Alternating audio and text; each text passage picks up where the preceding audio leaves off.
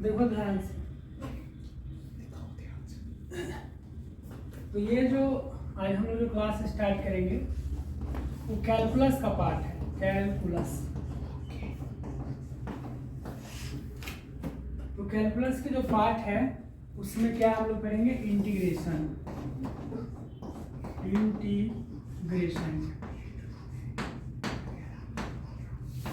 तो अभी इंट्रोडक्शन का, अभी इंटीग्रेशन का हम लोग जो पढ़ाई स्टडी करेंगे उसमें हम लोग बात कर रहे हैं इसका इंट्रोडक्शन।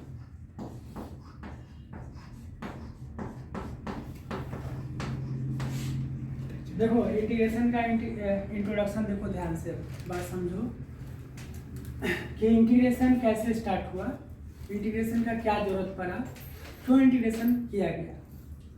तो अगर हम लोग इंटीग्रेशन का जो वर्ड है उस पर ध्यान दिया जाए तो क्या है यहाँ पर, इंटीग्रल मतलब इंटीग्रेट करना, यानी कि इकट्ठा करना।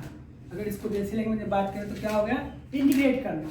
इंटीग्रेट जिसे हम लोग जनरल बात क्या करते हैं, कोई भी सामान है इसको इंटीग्रेट कर दो, अरेंज कर दो, इकट्ठा कर दो।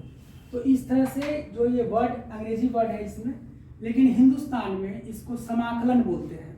हमारे देश में इसको क्या बोलते हैं, समाकलन।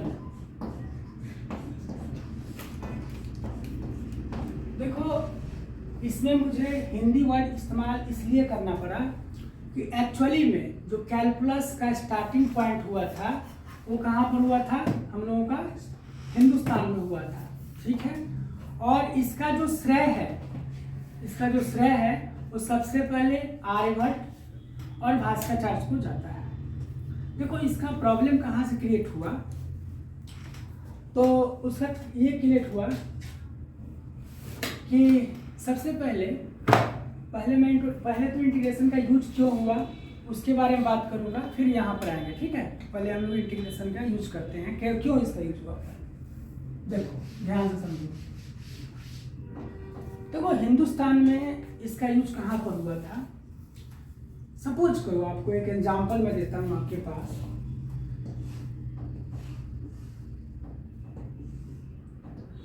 ये क्या है बताओ, शर्मा मत बोलो, रेक्टेंगल है सर, दिस इज रेक्टेंगल। ये थोड़ी ना आप 12th क्लास में तो बोलोगे नहीं भाई मैं रेक्टेंगल नहीं बोल सकता, ये रेक्टेंगल है। ज्योमेट्रिक में नहीं बात करना है, मतलब टेक्निकल वर्ड यूज ज़्यादा करना है, डब्बा वगैरह इस्तेमाल नहीं करना है। तो ये आपका क्या हो गया, रेक्टेंगल हो गया।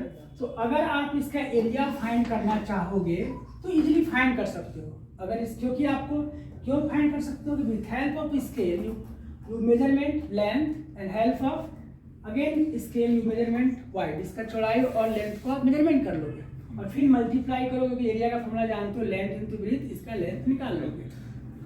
अब सपोज करो कि मान लो अगर आपका ट्रायंगल आ गया, फिर भी आप निकाल लोगे, क्योंकि इसकी फॉर्मूला आप जानते हो, half into base into altitude, ऐसे आप कर लेते हो, है ना, कर लेते हो ना आप। तो ये सब शेप का आप कर लेते हो। उस तरह स्क्वायर है, रोम्बस है, ट्रेपेजियम है, उसका भी कर लेते हो आप लोग, कर लेते हो नहीं कर लेते तो। लेकिन यार आपके पास कुछ ऐसा शेप रहे, आपके पास कुछ ऐसा शेप है जो किसी भी ज्योमेट्रिक, अभी तक आपने जो भी स्टडी किया है ज्योमेट्री के बारे में, उसमें किसी तरह का हमारे पास क्या है, नहीं वो डायग्राम आया हुआ है। जैसे मान लो कुछ इस तरह से आपके पास फील्ड है,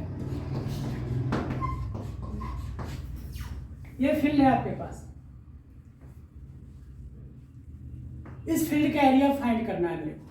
भाई इस तरह से खेत है आपके पास और इस खेत को क्या करना है, मेजरमेंट करना है, इसका एरिया क्या होगा, समझ रहे हो बात को। इसका एरिया हम लोग को मेजरमेंट करना है। कैसे करोगे मेजरमेंट, कोई शेप इसका पता नहीं है हमारे पास,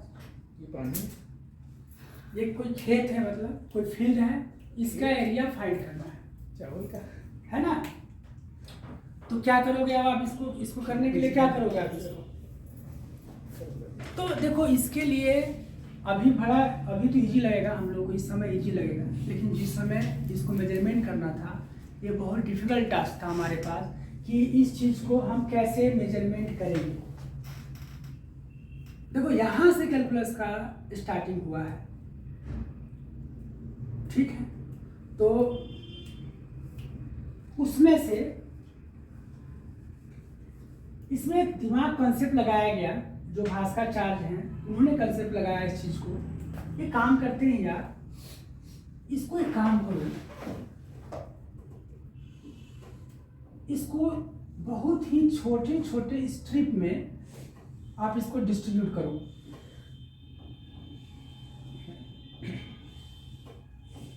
क्या मतलब, सपोज करो कि 1 अगर कोई सेंटीमीटर है,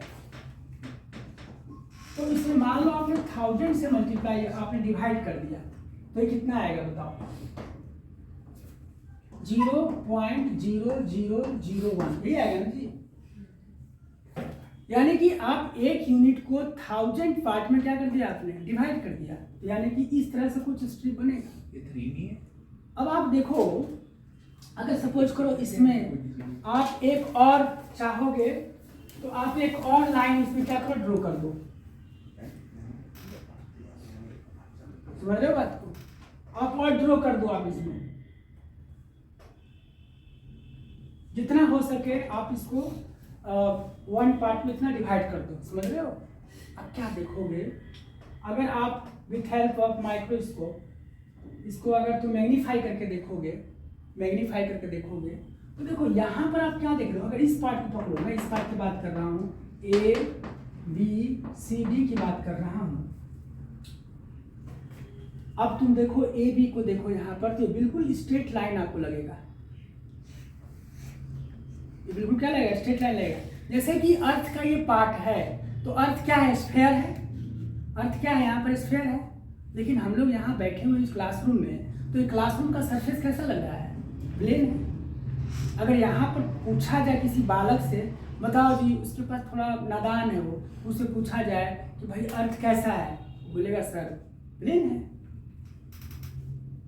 वो क्या बोलेगा, प्लेन है। वो ये नहीं बोलेगा नहीं सर स्फेरिकल है, स्फेयर है, गोल है, ऐसा कुछ नहीं बोलेगा। वो क्या बोलेगा, प्लेन है। तो क्योंकि ये जो क्लासरूम है इस पृथ्वी का एक छोटा सा पार्ट है, इसलिए आपको ये प्लेन नजर आ रहा है। उसी तरह से ये पूरे इतने बड़े फील्ड में ये छोटा सा स्ट्रिप है उसमें से, इसलिए इसका जो लेंथ है वो तो आपको स्ट्रेट दिख रहा है आपको, चलो सर ये तो लेंथ है। लेकिन ये जो पार्ट आपको दिख रहा है वो अब स्ट्रेट दिख रहा है। और यहाँ पर ये जो तुम पढ़ चुके हो, दिस इज द रेक्टेंगल, और इसका जो एरिया होता है लेंथ इनटू ब्रीथ होता है, तो उसका कंसेप्ट हमने यहाँ पर यूज कर दिया। ठीक है, तो अब सपोज करो यार, इसका जो लेंथ है वो आ गया 0.0001 आ गया, और इसका जो लेंथ है ये आपने विथ हेल्प ऑफ वही स्केल के हेल्प से आपने मेजरमेंट किया, और ये आ गया, मान लो आप कितना पर, ये हो गया तुम्हारा क्या चीज, ये तुम्हारा B1 हो गया। B1 यहाँ पर प्रेजेंट कर रहा है विथ वाइट को, और ये लेंथ हो गया L1। वो क्या है, मान लो L1 कितना है, मान लो हमने अब इसको हम लोग क्या थोड़ा सा अलजेब्रिकली बात करेंगे हम लोग। तो यहाँ पर मान लो मैंने मान लिया डेल x1, इसको मान लिया हमने, और इसको मान लिया हमने डेल y1 मान लिया हमने। Just representation of small data, small digit को हमने ऐसे मान लिया। तो इसका मतलब क्या हो गया, इसका जो एरिया होगा यानी कि डेल A आएगा जो, तो क्या आएगा, del x1 multiply del y1। ये सब नो। अब जस्ट उसके पड़ोसी को आप देखो, मतलब कि अब आप आ जाओ इसमें, आ जाओ इस पॉइंट पे ले लो, तो इसी कंसेप्ट को लगाओगे, प्लस करोगे। अब यहाँ पर क्या करोगे, प्लस करोगे ना आप, प्लस करो, क्या करोगे बताओ, del x2 into del y2। अगर आप चाहो तो इसको यूनिफॉर्म डिस्ट्रीब्यूट करो, तो ये भी डेल x1, वो भी डेल y1, तो वह भी डेल x1 हो जाएगा, डेल y1 हो जाएगा। लेकिन इट इज नॉट पॉसिबल, क्योंकि हमेशा आप ऐसा डिस्ट्रीब्यूट कर रहे हो ताकि हम हेल्प ऑफ स्केल से हम मेजरमेंट कर सकें। और इस तरह से आप ये क्या करोगे, plus del x3 del y3 और plus dot dot dot del xn और डेल yn। और इस तरह से आप इक्वल टू क्या देखोगे कि ये टोटल x जो है, अब ये सारा ऐड जब करोगे तो आपका ये लेंथ इनटू ब्रेथ आ जाएगा। मतलब इस तरह से आप इसके पूरे जो सिस्टम है, इस पूरे जो फील्ड है उसके एरिया को फाइंड कर लोगे। यहाँ पर इसके एरिया को आप फाइंड कर लोगे, इसके पूरे एरिया को आप इस तरह से ऐड करके आप ये फाइंड कर सकते हो। तो इसलिए इसका नाम, इसको इंटीग्रेट कर दिया। ये बहुत बड़ा डिस्कवरी था, ये बहुत बड़ा डिस्कवरी था। और पहले इसको यूज पहले कहाँ किया गया था? खेत को मेजरमेंट करने में। जब एक बंदा अपने खेत को दूसरे को सेल कर रहा है या उससे वो परचेज कर रहा था, तो उस एरिया को फाइंड करने के लिए उसने ये चीज़ किया। दूसरा, आप देखो पहले अगर हिंदुस्तान में घूम लो तो बहुत सारे क्या है, मंदिर है, बहुत सारा मंदिर है। और जा करके ध्यान से देखो, उस मंदिर में बहुत सारे डिजाइन है जो ज्योमेट्रिक स्ट्रक्चर है। और वहाँ पर देखो हमारे हिंदुस्तान से एक ऐसा भी समय आ रहा है जिसको हम लोग क्या बोलते हैं, स्वर्ण काल। वाई इसको स्वर्ण काल क्यों बोला जाता था भाई? इसको स्वर्ण काल क्यों बोलते थे हम लोग? गोल्डन टाइम उसको बोलते थे। क्यों बोलते थे गोल्डन टाइम? देखो रीजन ये था कि उस समय जितने भी मंदिर थे हिंदुस्तान में, जितने भी मंदिर थे और जगह थे, वो सारे के सारे क्या है, सोने से बने हुए थे। तो उस स्ट्रक्चर में कितने सोने लगेंगे उसको कैलकुलेट कैसे किया जाएगा, कैलकुलेट कैसे किया जाएगा, यहाँ पर कितना मिलीग्राम, कितना केजी इसमें सोना लग जाएगा। तो उस चीज को मेजर करने के लिए इसका डिस्कवरी किया गया। समझ रहे हो? जैसे कोई भी चीज डिजाइन को कैसा भी शेप हो, मान लो ऐसा शेप है, अब इसका एरिया कैसे फाइंड करोगे भाई? इसका एरिया कैसे फाइंड करोगे बताओ? ये तो क्यू शेप में नहीं आ रहा है। अगर हम लोग अभी तो जितना पढ़े हुए हैं, क्या पढ़े हुए हैं बताओ?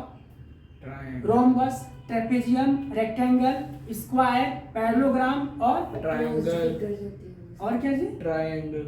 इतना ही तो पढ़े हुए हैं ना, इसलिए तो नहीं पढ़े हुए हैं। ये तो किसी शेप में नहीं आ रही है, कैसे फाइंड करेंगे? तो यानी कि इस शेप को उस शेप में कन्वर्ट करेंगे, इस शेप को उस शेप में कन्वर्ट करोगे और इस तरह से करके सब ऐड करोगे तो रियली में जितना इसका एरिया होगा वही एरिया इसका फाइंड होगा। ठीक है, अब चलो ये हो गया। अब आपको ये पता चल गया होगा कि किस तरह से इंटीग्रेशन का डिस्कवरी होने का कारण क्या है। अब देखो मैं थोड़ा सा हिस्ट्री में की बात करता हूँ, इतिहास के बारे में बात करते हैं। देखो इतिहास इसमें क्या कारण है, देखो ये सब भी जानना जरूरी होता है, क्योंकि परसेंटेज हिंदुस्तान के बच्चों को या मुझे खुद, मैं हमेशा ये सोचता था कि अगर हिंदुस्तान महान है, जैसे बोला था मेरा भारत महान है ना, तो कभी हमें, और हमेशा जितना भी आप पढ़े हो, आप चाहे हिंदुस्तान में चले जाओ, लाल किला पर चले जाओ या कोई मंदिर में चले जाओ या कोई हिस्ट्रिकल प्लेस में चले जाओ, कहीं भी हिंदुस्तानी का नाम नजर नहीं आता है। ठीक है, हम लोग बोलते हैं कि हिंदुस्तान का ब्रेन बहुत ज़्यादा है, तो साइंटिस्ट में कहीं नजर नहीं आता है। आना चाहिए ना भाई, आपके पास ब्रेन तो आना चाहिए ना कि ये इसका ये है वो है कि नहीं है? तो उसी इसलिए मैं ये बताना जरूरी समझता हूँ, और ये प्राउडनेस की बात होती है कि नहीं ऐसा बात नहीं है। ये सारा चीज़ें जो आप जो पढ़ रहे हो, स्टडी कर रहे हो, जो साइंस इतना आज प्रोग्रेस कर रहा है, उसमें हिंदुस्तान का ही हाथ है। क्योंकि देखो हमारे यहाँ नॉलेज को एक वर्ड है, उसको क्या वर्ड है यार मैं भूल रहा हूँ, उसको करा लेना, क्या उसको लिखित करा लेना, उसको क्या नाम है बताओ? अरे उसको हैं, अरे कौन सा वर्ड है यार उसको? ओहो क्या किसको? अरे मैं भूल रहा हूँ यार, कौन सा वर्ड है, जैसे कि उसको ये करा लेना, मतलब ये मेरा ही है, एक वर्ड है ना। अच्छा वो की कहते मेरा ही है उसको क्या? हाँ अरे पेटेंट करा लेना है ना।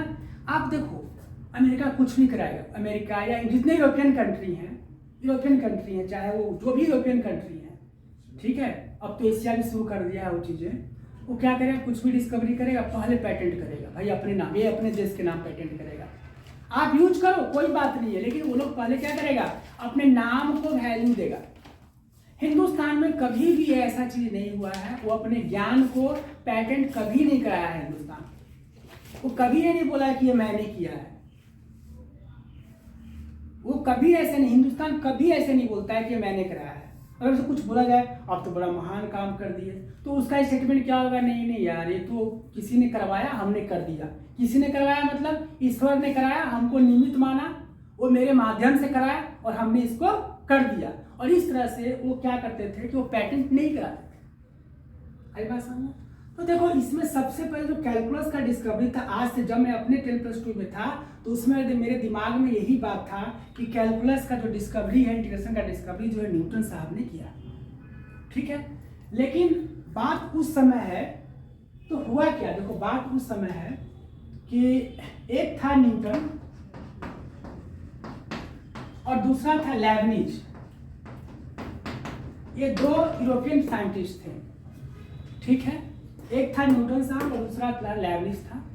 तो जब कैलकुलस का फादर ऑफ कैलकुलस सर्च मारा गया कि भाई किसको कैलकुलस का फादर बोला जाए, ठीक है, तो ये दोनों महाशय आपस में लड़ गए। न्यूटन साहब बोल रहे हैं कि नहीं ये तो मैंने बताया है, लेबनिज साहब बोल रहा है कि नहीं ये मैंने बताया है। तो जो जिस संस्था ये नेमिंग देता था वो कंफ्यूज में आ गया कि भाई किसको सही समझा जाए। अच्छा, दोनों अपने अपने क्षेत्र में काफी काम किए थे, ऐसा बात नहीं है। न्यूटन साहब भी फोर्स के पर बहुत ज्यादा काम किए थे और लेबनिज मैथमेटिशियन था, वो गणितज्ञ था, आप लोग नेट पर सर्च मार सकते हो, तो उसने भी अपना काम किया था। ठीक है, ये चीजें हुआ था। लेकिन लेबनिज ने इंट्रोडक्शन दिया कि नहीं नहीं मैंने इस बुक से पढ़ा था, समझ रहे बात को? तो मैं थोड़ा सा ऐड करता हूँ आपको। देखो आपको जो पूरा मार्केट में ये हल्ला है कि भाई न्यूटन साहब के सर पर एप्पल गिरा तो फिर उनको कुछ हुआ तो फिर वो फोर्स का डिस्कवरी कर दिए, सही है ना? ये ठीक है, न्यूटन साहब ने फोर्स का डिस्कवरी किया, लेकिन आपको ये भी दिमाग में रखना चाहिए कि उसने अपने दिमाग में एक बात जरूर लाया कि अगर कोई भी ऑब्जेक्ट अर्थ पर ही क्यों गिरता है, कोई भी ऑब्जेक्ट अर्थ पर ही क्यों गिरता है, ये उसका प्रश्न इस काल में, इस समय में था, है ना? और इस सवाल का जवाब वो एक स्टूडेंट के लिए, एक स्टूडेंट के तौर पर बहुत सारे टीचरों से उसने क्या किया, इस चीज को पूछा कि सर मेरे को आप बताओ कि कोई भी ऑब्जेक्ट नीचे ही क्यों गिरता है, बाहर क्यों नहीं जाता? और किसी ने उसको बताया नहीं। और फिर उसको लास्ट में उसने इस क्वेश्चन के आंसर पाने के लिए, जैसे हम लोग करते हैं कि अगर कोई प्रश्न आता है, नहीं आता है तो टीचर से पूछते हैं, और टीचर अगर बताने में असमर्थ व्यक्त करते हैं या बोलते हैं कल या परसों बताएंगे, तो हम लोग अभी के टाइम में क्या करेंगे, या तो इंटरनेट पर सर्च मारेंगे या स्कूल के लाइब्रेरी में जाएंगे, वहाँ बहुत सारे बुक्स हैं, किताबें हैं, उसके हेल्प से उस क्वेश्चन का आंसर को खोजने का प्रयास करते हैं। यस और नो? उसी तरह से न्यूटन साहब भी जब प्रॉब्लम में फंसा कि कोई भी ऑब्जेक्ट अर्थ पर ही क्यों गिरता है, कोई भी ऑब्जेक्ट अर्थ पर ही क्यों गिरता है, तो इस सवाल का जवाब ढूंढने के लिए उसने भी बुक का हेल्प लिया, और उस बुक, किसी एक बुक में उसको एक प्रश्न का जवाब मिला। उस समय चाइना में क्या था कि मैग्नेट का डिस्कवरी हो गया था, डिस्कवरी हो गया था। और उस मैग्नेट में, उस पेज में क्या लिखा हुआ था कि मैग्नेट आयरन को अपनी तरफ अट्रैक्ट करता है। मैग्नेट एक ऐसा स्टोन है जो आयरन को या आयरन जैसे पार्टिकल को अपनी तरफ क्या करता है जी, अट्रैक्ट करता है। ठीक है, इस तरह से एक न्यूटन के दिमाग में एक बात जरूर आया, इसका मतलब उसको जवाब मिल गया। उसने सोचा कि यार अर्थ भी एक क्या है, मैग्नेट है। मैग्नेट तो सिर्फ आयरन को अपनी तरफ अट्रैक्ट करता है, लेकिन अर्थ एक ऐसा मैग्नेट है जो हर एक ऑब्जेक्ट को हमारे तरफ क्या करता है, वो अट्रैक्ट करता है। ऐसा दिमाग में न्यूटन साहब का आया और इस पर उसने इस चीज को माना और ये बात सच था, ये ट्रू था। उसी दौरान न्यूटन साहब जब फोर्स का क्या कर रहे थे, जब फोर्स के बारे में बात कर रहे थे, जब फोर्स के बारे में डिस्कवरी कर रहे थे, तो एक जैसे कि मान लो कोई ऑब्जेक्ट को अगर तुम अर्थ से, कोई ऑब्जेक्ट है और इस अर्थ से, कोई ऑब्जेक्ट है और इस अर्थ से बाहर जब फेंकते हो, तो जैसे जैसे वो ऑब्जेक्ट ऊपर जाता है तो उसका क्या होता है, जी क्या करता है, डिक्रीज करता है, यानी कि स्मॉल चेंज आता है ना, स्मॉल इंक्रीमेंट चेंज आता है। यानी कि फिजिक्स में सबसे ज्यादा यूज किसका हुआ है? कैलकुलस का यूज हुआ है। हम लोग जब 11th क्लास में थे, जब हम लोग इंटीग्रेशन फाइंड करते थे, एमआई फाइंड करते थे, मोमेंट ऑफ इनर्शिया फाइंड करते थे, हम लोग मोमेंट ऑफ इनर्शिया फाइंड करते थे, या हम लोग क्या करते थे, कोई वायर है, इस वायर में क्या है, करंट फ्लो हो रहा है, तो इसके कारण हमको क्या निकालना होता था, इसके कारण हम लोग मैग्नेटिक फील्ड निकालते थे, इसमें कितना करंट फ्लो हो रहा है, यहाँ पर बताओ कि मैग्नेट के तौर, तो क्या करते थे, इसको एक छोटा सा पार्ट लेते थे, उसके कारण इस पी पॉइंट पर मैग्नेट निकालते थे, और फिर ये सारे छोटे पार्ट्स को हम ऐड करते थे और पी पॉइंट पर ऐड करते थे विथ हेल्प ऑफ इंटीग्रेशन। तो ये सब इंटीग्रेशन का यूज किसने किया था? न्यूटन ने किया था। इसका मतलब न्यूटन ने भी क्या किया था, इस बुक को पढ़ा था। और उस समय हमारा इतिहास काल कैसा था, हिंदुस्तान गुलाम था। जितना भी यूरोपियन कंट्री में डिस्कवरी हुआ है, उस समय हिंदुस्तान गुलाम था, और हिंदुस्तान की जितने भी अच्छी बुकें थी, अच्छी किताबें थी, वो सारे के सारे यूरोप में और इंग्लैंड में जा चुका था। और जिस तरह से हिंदुस्तान में बच्चे पढ़ते थे, वहाँ भी बच्चे पढ़ते थे, और उन्होंने इस चीज़ का यूज किया। लेकिन दुख की बात यह है कि जब वो स्टडी करते तो उनको बोलना चाहिए कि भाई मैं इस बुक से पढ़ा, लेकिन वो चतुर हैं, वो उस बुक का नाम नहीं लेते हैं, और ये सारा का सारा श्रेय क्या कर देते हैं, अपने ऊपर डाल देते हैं। और हम मूर्ख हिंदुस्तानी हमेशा अपने लोगों को बड़ाई कभी नहीं करते हैं, और दूसरे की बातों पर बहुत प्राउडनेस फील करते हैं। तो ये था आपका कैलकुलस का इंट्रोडक्शन पार्ट, इसमें हिस्ट्री भी थी और इंटीग्रेशन क्यों यूज करते हैं वो भी पार्ट था। ठीक है, तो इंट्रोडक्शन यहाँ समाप्त हुआ। अब हम लोग इंटीग्रेशन आपका जो सिलेबस है मैं उसमें बात करता हूँ। आई बात समझ में? चलो ये हो गया हमारा।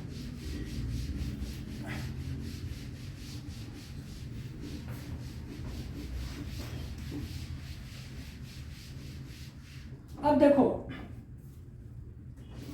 तो लास्ट क्लास में हम लोगों ने मतलब अभी तो सीबीएसई वाले तो ऐसे कर दिए हैं सब, क्या चीज़ बाय डिफ्रेंशिएशन 11 में बोलो, इंटीग्रेशन 12 में पढ़ो। तो आप लोग डिफ्रेंशिएशन, और वो भी डिफ्रेंशिएशन का छोटा सा पार्ट आपको 11th क्लास में पढ़ाया जाता था, और डिफ्रेंशिएशन अभी हम लोगों ने क्या किया, फर्स्ट पार्ट में हमने खत्म किया। ठीक है, तो देखो यार, समझो ध्यान से, मेरी बात को समझो। देखो इंटीग्रेशन का मतलब क्या होता है, इंटीग्रेट करना, जोड़ना, और डिफरेंशिएशन का मतलब क्या होता है, तोड़ना, डिफरेंशिएट करना, तोड़ देना। जो क्या करना, तोड़ देना, डिफरेंशिएट कर देना, है ना। तो इसका मतलब क्या है कि integration is the reverse process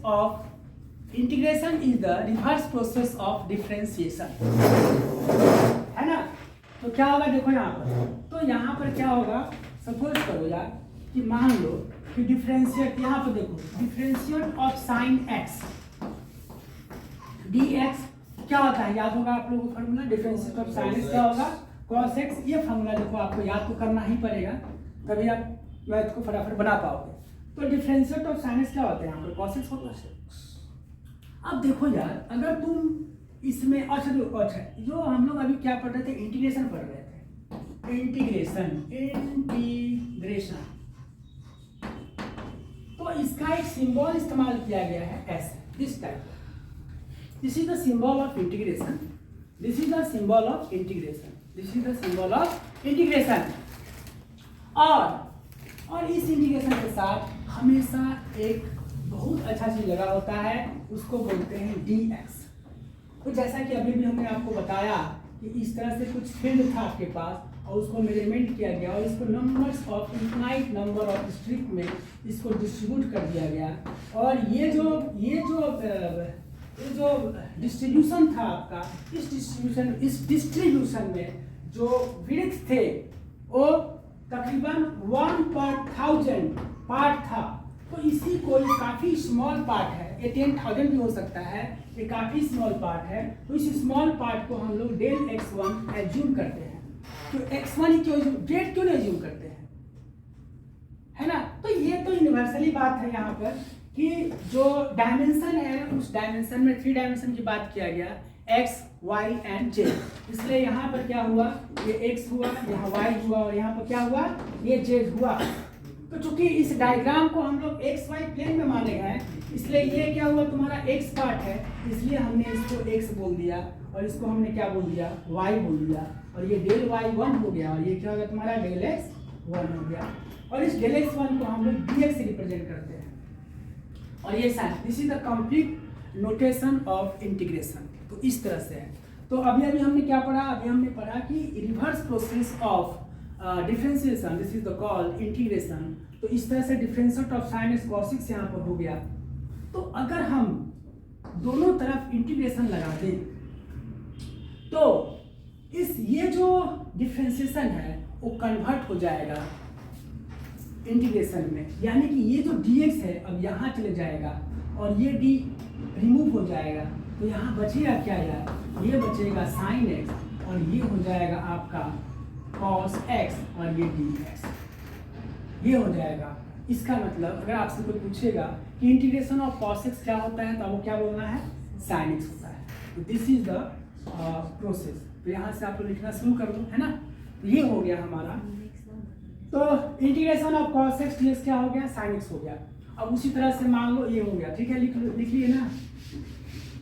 अब देखो यार, उसी तरह से अगर मान लो कि मैं बात करूं कि differentiate of cos x, differentiate of cos x dx की बात करें, डिफरेंशिएट ऑफ cos x की बात करें तो क्या होता है भाई, माइनस साइन एक्स। आपको याद है माइनस साइन एक्स होता है, ठीक है, माइनस साइन एक्स होता है। तो आप क्या करोगे बताओ, इंटीग्रेशन लगा दोगे आप लोग, आपने इंटीग्रेशन लगा दिया और मैंने क्या बताया, जैसे आप इंटीग्रेशन लगाओगे तो ये जो dx है यहाँ शिफ्ट हो जाएगा और ये d रिमूव हो जाएगा, यानी कि ये क्या हो जाएगा, cos x हो जाएगा इज इक्वल टू, यहाँ पर क्या हो जाएगा बताओ, ये dx नहीं है यहाँ पर, डिफरेंशिएट ऑफ cos x बस है, तो यहाँ पर क्या हो जाएगा बताओ, माइनस साइन x dx हो जाएगा। यहाँ माइनस अच्छा लग नहीं रहा है यार, तो माइनस को यहाँ कर दो, कोई दिक्कत नहीं है। Minus cos x is equal to integration of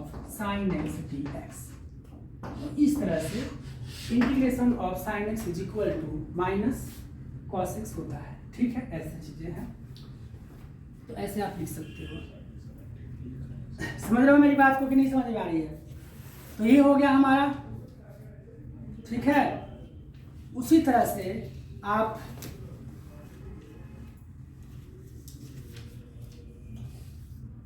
चलो अब क्या करेंगे हम लोग,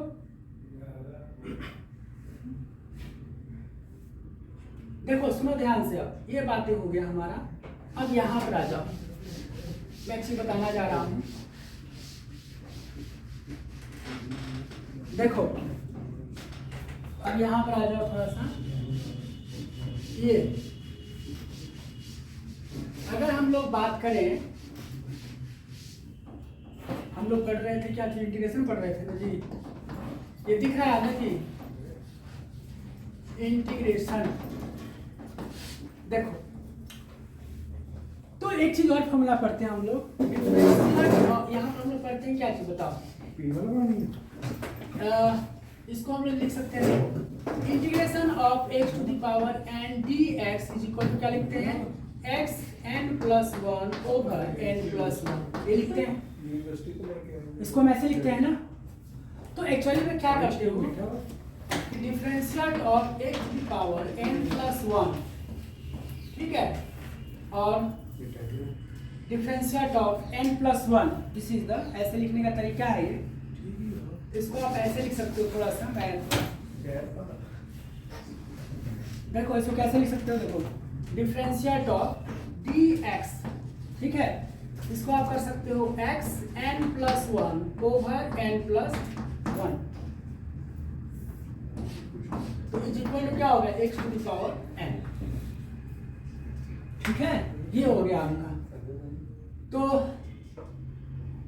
इसका अगर तुम इंटीग्रेशन करोगे, इस पार्ट का इंटीग्रेशन करोगे तो तुम्हारे पास क्या रिजल्ट आएगा बताओ, इस पार्ट को इंटीग्रेशन करोगे तो ये dx यहाँ चला जाएगा और ये इंटीग्रेशन हट जाएगा, तो यहाँ पर क्या बचा, x n+1 over n+1 is equal to x to the power n, ठीक है। इस तरह से first formula, second formula, third formula आ गया।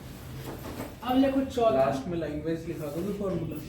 हाँ ये सारे फॉर्मूले हैं, ये तो लास्ट में कंबाइन करके लिख दोगे? वो तो समरी है यार, लिख लो अभी से ही लिखते जाओ ना, देखो लास्ट में समरी बन जाएगा। देखो यहाँ ध्यान से, अगर मान लो कि डिफरेंशिएट ऑफ 10x है, डिफरेंशिएट ऑफ 10x dx क्या होता है बताइए? सेकेंड स्क्वायर x होता है ना। हमने क्या बताया, जैसे आप यहाँ पर ये साइन लगाओगे, ये dx क्या करेगा, स्विच कर जाएगा यहाँ पर, ठीक है। तो यहाँ पर क्या बचेगा बताओ, 10x बचेगा, और यहाँ पर इंटीग्रेशन स्विच कर जाएगा sec स्क्वायर x dx। तो आप किसी बुक में आप ये भी देखे होंगे, या एनसीईआरटी के बुक में ही आपने देखा होगा कि देखिए यार, यहाँ पर मैं बताता हूँ तुम लोगों को कि integration of sec square x dx is equal to, ये क्या लिखता है ये लोग, 10x प्लस c लिखता है कभी कभी, है ना। तो ये c क्या है, ये c क्या है, इसको बोलते हैं यार इंटीग्रेशन कांस्टेंट बोलते हैं। क्या बोलते हैं इसको? बोलते हैं इंटीग्रेशन कांस्टेंट बोलते हैं इसको, इंटीग्रेशन कांस्टेंट।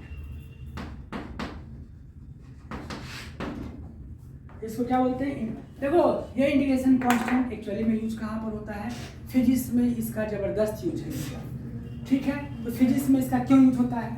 देखो जब भी हम लोग कुछ भी एज्यूम करते हैं, लैब में कुछ भी हम लोग एज्यूम करते हैं, तो जो g है या कोई भी करंट की वैल्यू है, वो जो वैल्यू है वो एटमॉस्फेयर, लैब पोजीशन, है ना, g कहाँ पर कर रहे हैं, प्लेन एरिया में कर रहे हैं, बाउंड टेरेस पे कर रहे हैं, कहाँ पर कर रहे हैं, तो इसमें कुछ एरर आते हैं, तो वो कितना एरर हो सकता है, प्लस माइनस, इसलिए वो एक सी हम लोग इस्तेमाल करते हैं वहाँ पर कि भाई ये प्लस माइनस इतना एरर हो सकता है। या कुछ भी आप जैसे बल्ब बनाते हो या कुछ भी बनाते हो, तो ये बल्ब में लिखा होता है कि भाई ये 220 वोल्टेज, तो आप देखे होंगे यहाँ पर लिखा होता है कि 220 प्लस माइनस 10। इसका मतलब क्या है कि देखो घर में हमारा जो घर में जो पावर सप्लाई आता है उसमें पोटेंशियल डिफरेंस कितना होता है, 220 वोल्ट होता है, लेकिन due to some short circuit या समथिंग के कारण कुछ फ्लक्चुएट हो जाते होंगे वोल्टेज में, इसलिए जितने भी डिवाइस बनाया जाता है उसमें 220 प्लस माइनस बनाया जाता है ताकि वो कुछ सस्टेनेबल हो, ठीक है। तो इस तरह से, ठीक है। तो आज का हम लोग लेक्चर यहीं रखते हैं और फिर कल यहीं से स्टार्ट करेंगे, ठीक है।